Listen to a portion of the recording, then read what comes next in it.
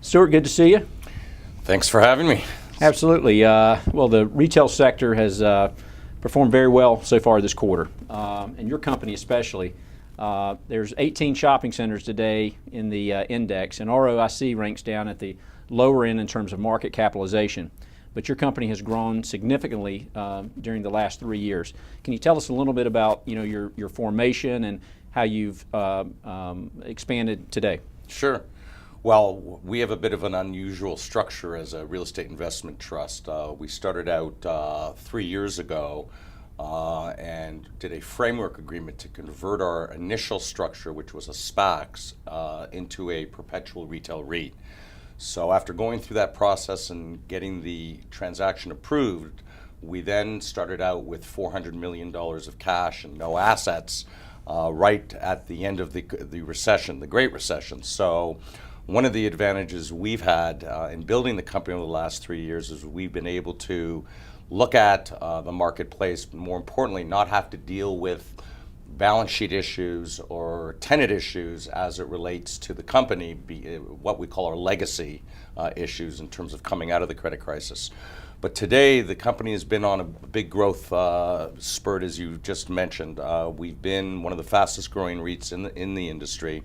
And we've had a very nice run. We got out into the market pretty early in terms of capturing good value with the centers that we bought, and we've got a very focused operating platform and team that we've got on the ground to continue to build value in terms of what we've bought. So things have gone well. Good. So you're a pure play shopping center REIT focused primarily on the West Coast in 3 states?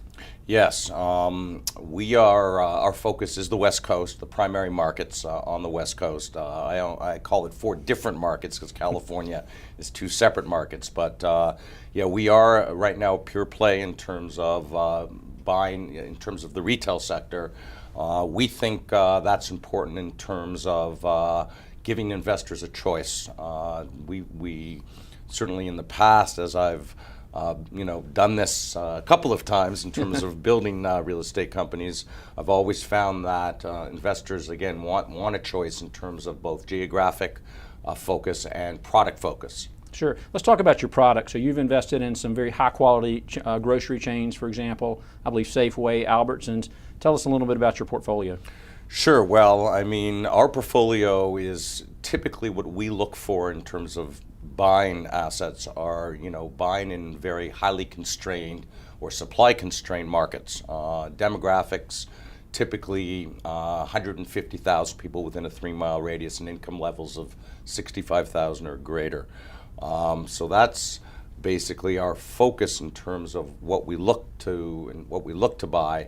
But again, the West Coast to me has historically been a great place to be in owning real estate. And, again, historically, demographically, the West Coast has led the nation in terms of both income growth and demographic growth, or density, as we say. And in terms of your liquidity, I think you've got a $250 million credit facility. You've announced you're closing on, I believe, $90 million or so this quarter.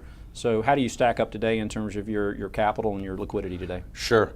Well, we have, in my view, one of the strongest balance sheets in the retail sector. Our balance sheet today is only 25% leveraged, which gives us a lot of capacity to keep growing. And then more importantly, our balance sheet, 90% of our GLA, or just over 90%, is unencumbered. And that's very important in terms of owning shopping centers because as tenants come and go, when you have the ability to react very quickly to changes both in the marketplace and on the ground in terms of your tenant base, that gives the ability to create value much quicker. So where we sit today is we have a lot of liquidity in terms of the balance sheet. We're low leveraged, and more importantly, the balance sheet is unencumbered, and we think that's very important in terms of having that strength and that flexibility going forward.